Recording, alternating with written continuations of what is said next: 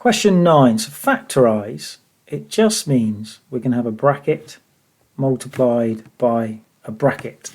So it's talking about a y. There we are. Now there's no negatives in sight, so I'm pretty sure that it's got to be both going to be positive. Now remember, I'm looking for two numbers that multiply together to give me the 6. So it's either going to be something to do with 1 and 6 or 2 and 3.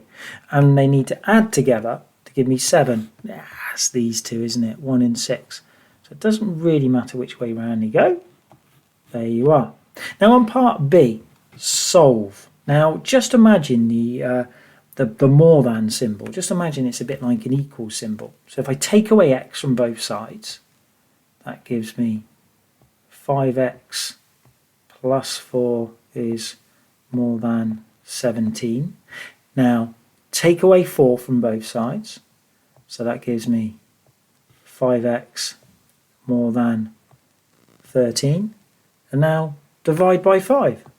So x is more than 13 over 5, which is 2.6, but mathematicians would leave it like this, all right? Unless it says write it as a decimal, leave it as a top-heavy fraction. It's far more useful. Okay, so now let's look at part C and think about, right, so what's going to go on here? Right, so it says 2n in the middle. So let's divide everything by 2. Just divide everything by 2.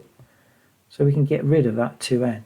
So we've got minus 2.5 must be less than n, and then less than or equal to 3. And it says write down all the values of n. Now it says that n is an integer.